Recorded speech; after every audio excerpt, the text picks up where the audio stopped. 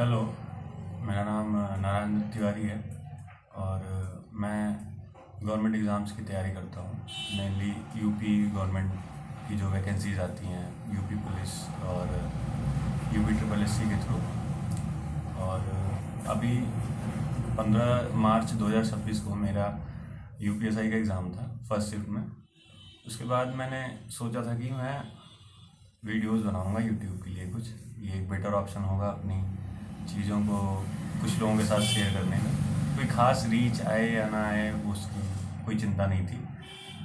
मैं videos private भी कर सकता हूँ, कुछ भी कर सकता हूँ, बट थोड़ा था मन की किसी के साथ शेयर किया जाएगा। और पर्सनल लाइफ में उतने लोग बचे नहीं था जिनसे चीज़ें शेयर की जा सकें, और जो हैं भी तो वो इस सेक्टर के नहीं हैं। उनके अपने अपने अलग अलग चीज़ें हैं, वो उसमें हैं। तो ये पहले से डिसाइडेड था। और आज 99 डेज़ हो गए हैं एग्ज़ाम हुए और मैंने वीडियोस बनाई नहीं थी। प्रोक्रेस्टिनेशन कह सकते हैं। तो आज मैं ऐसे खाली बैठा था तो मुझे लगा कि वीडियो बनाते हैं किसी भी चीज़ को लेके।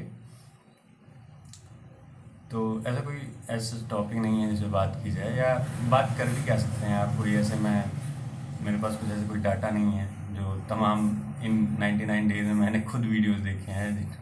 और डाटा जो मिला है मुझे खुद नहीं पता कि वो डाटा उनके पास कहाँ से आया। ना मेरे पास कोई डाटा है, ना उनके पास भी कोई डाटा था, बस वो आया है। और मैं भी फ्री था तो मैं भी वीडियोज़ वो देखता था।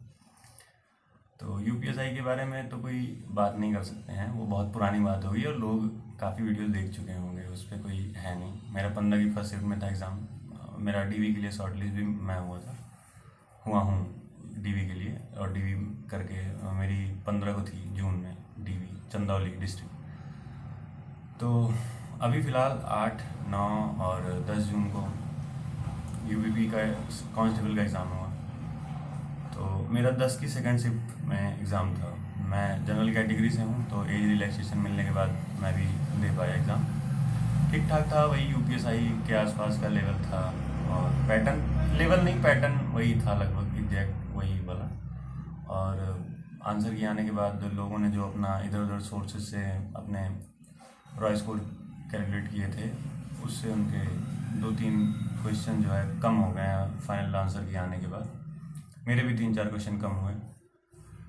तो आंसर के आने के बाद सिर्फ एक ही चर्चा होती है, cut off cut off cut off.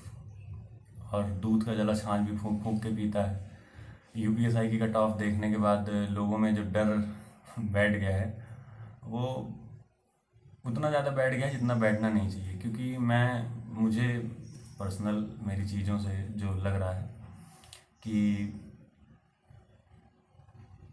UPSI की कट ऑफ और यूपीपी कांस्टेबल की कट ऑफ, उन दोनों में बहुत मेजर फैक्टर्स हैं जो डिफ्रेंशिएट करते हैं उन दोनों को।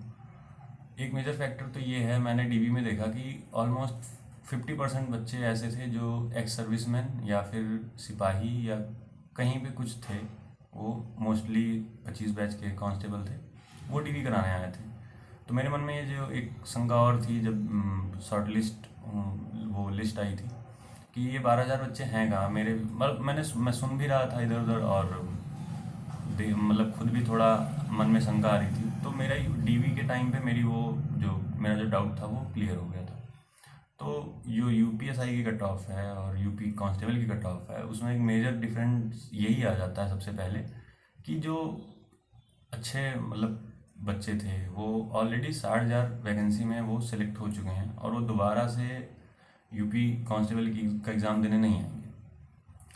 और एक दूसरा जो मेजर रोल प्ले करता है डिफ्रेंशिएट करने में यूपीएसआई और कांस्टेबल का जो एग्ज़ाम है और उसके कट ऑफ में, वो है number of seats, vacancies. SI में लगभग 4,500 वैकेंसी है और यूपी कांस्टेबल में 32,000 की वैकेंसी है।